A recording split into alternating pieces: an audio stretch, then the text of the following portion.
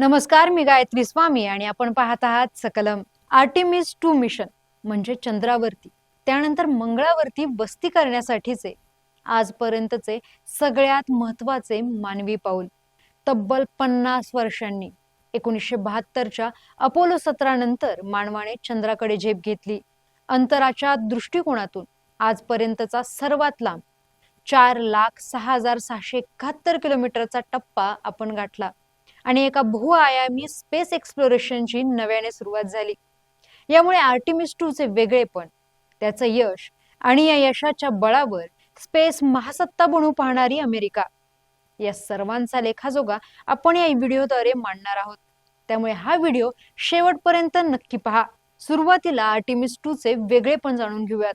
Artemis 2 हे inclusive mission असून यात 4 अंतराळवीर होते.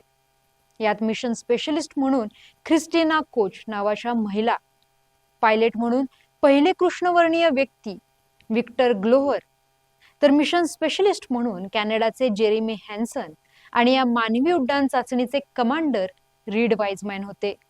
ओरियन नावाच्या स्पेसक्राफ्ट मधून हे 4 अंतराळवीर 10 दिवसाच्या कार्यकाळासाठी पृथ्वीच्या कक्षेतून बाहेर पडत चंद्राभोवती प्रदक्षिणा घालत फ्री रिटर्न फ्लाय बाय मार्गाचा त्यांनी वापर केला.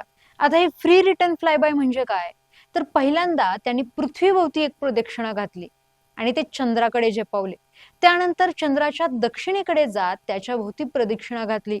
पण चंद्राच्या कक्षेत थांबा न घेता चंद्राच्याच गुरुत्वाकर्षणाचा वापर करून इंधनाचा कमीत कमी वापर करत ते पृथ्वीकडे सुखरूप परतले. यावेळेस त्यांनी चंद्रावरून सूर्यग्रहण पाहिले.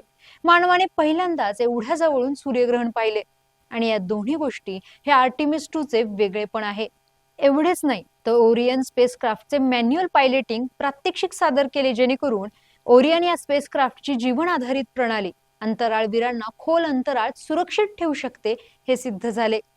अमेरिकेसाठी ही आशादायी बाब, कारण अपोलो 17 नंतर आर्टिमिस 2 मग तिथल्या वातावरणात तग धरू शकतो याची ग्वाही अमेरिकेला मिळाली.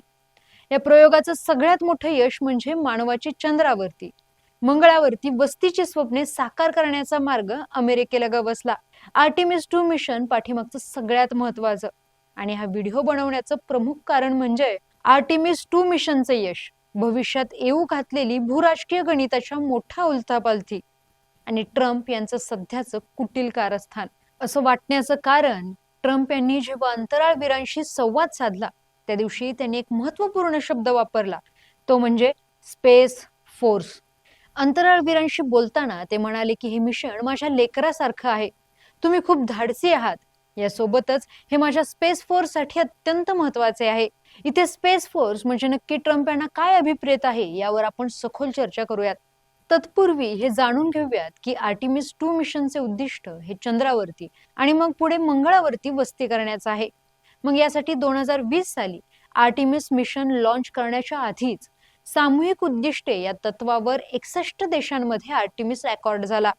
यात काही युरोपियन देश, अरब देश, आशियाई देश, आफ्रिकन देश आहेत. यांच्यासोबतच भारत, ऑस्ट्रेलिया, जपान हे क्वाड देश, Canada, Bangladesh, Israel, Saudi Arabia, Ukraine या आर्थिक सत्ताबलाने महत्वाच्या देशांचा समावेश आहे.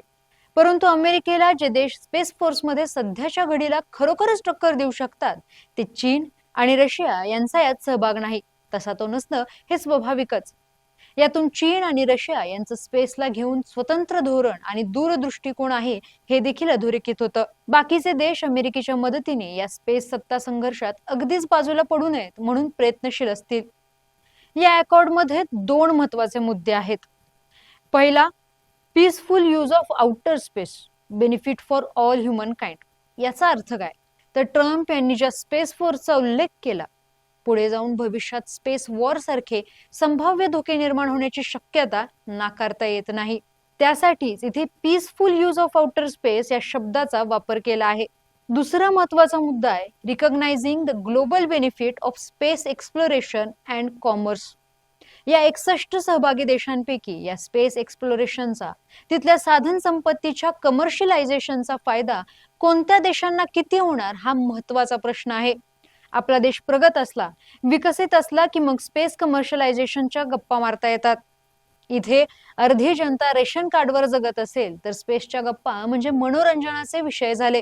या स्पेस कमर्शियलायझेशन मध्ये अमेरिकेच्या दोन बाजू आहेत. अमेरिकेचे आर्टिमिस मिशन हे पेट्रो डॉलर इकॉनॉमीसाठीचे अंतराळातील पहिले महत्वाचे पाऊल आहे. मनाला वाटेल ते करणारे, दुसऱ्या देशांच्या प्रमुखांबद्दल अश्लाघ्य भाषेत बोलणारे, डॉलर अधिक मजबूत व्हावा यासाठी मागचा पुढचा विचार न करता देशांवरती युद्ध लादणारे, अख्खी सिव्हिलायझेशन संपुष्टात आणू अशी धमकी देणारे ट्रम्प आणि अमेरिकेचे हे मिशन मानवतेसाठीच स्पेस कमर्शियलायझेशन म्हणणारे अरबपती बिझनेसमॅन अमेरिकेचे राष्ट्राध्यक्ष ट्रम्प यांच्यावर किती विश्वास ठेवायचा हा प्रश्नच.